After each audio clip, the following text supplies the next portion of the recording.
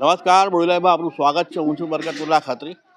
બોડેલી તાલુકાના સૂર્યા ગેલ માતાનું મંદિર છે, ત્યાં સાનિધ્યમાં અહીંયા મેળો ભરાય છે દર વખતે.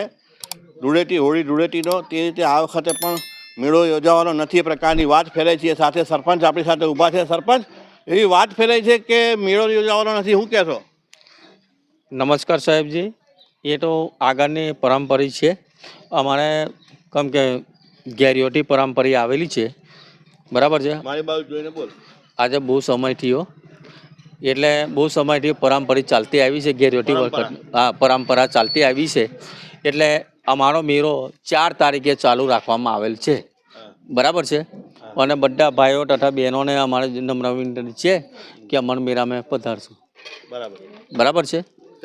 કઈ માર્ચ એપ્રિલ? હા, માર્ચ 4 તારીખ આવતા. હા, ધૂળેટીના દિવસે. અને ઉરીનું એવું છે કે ઉરી કોઈ 2 તારીખે બારે છે, કોઈ 3 તારીખે બારે છે. એટલે આપણી મેળાની તારીખ છે 4 તારીખ સાહેબ. ફિક્સ જ છે. ઓરી ગમે તાર હોય એ આપણે કોઈ લેવા દેવાની, પણ મેળાની તારીખ આપણી 4 પાકી. હમણાં વાત એવી સાંભળી કે કોઈ લોકો મારફતે કે મેળો યોજવાનો નથી, તો એ વાત કઈથી આવી? ના સાહેબ, એ બધા લોકો શું છે, હા, વાતો ફેલાવી એ લોકોએ કે મેળો નથી ભરવાનો, પણ મેળો સરપંચ હું જાતે જ છે, બરાબર છે. એટલે મેળો ભરવાની જવાબદારી મારી, બરાબર છે.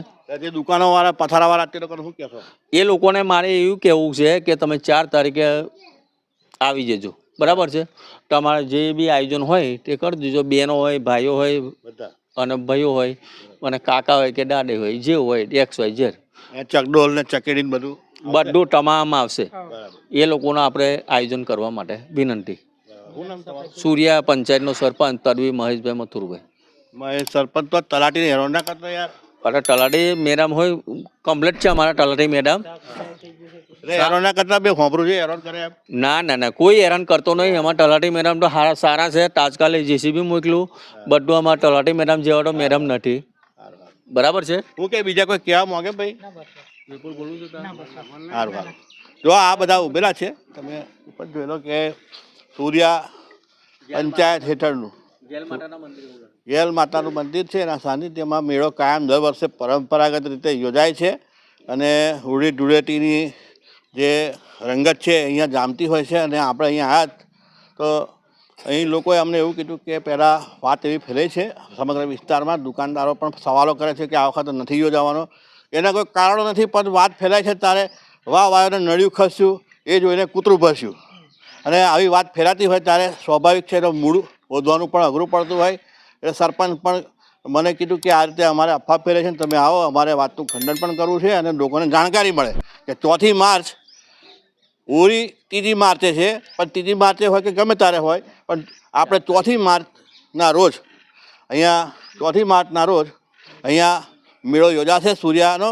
અને આ જે જગ્યા પર અમે ઊભા છીએ એ જગ્યા પર યોજાવાનો છે. સૂર્યાનો જે જગ્યા પર કાયમ પરંપરાગત યોજાય છે એ રીતે જ રંગે ચંગે યોજાશે, બરાબર ને સરપંચ?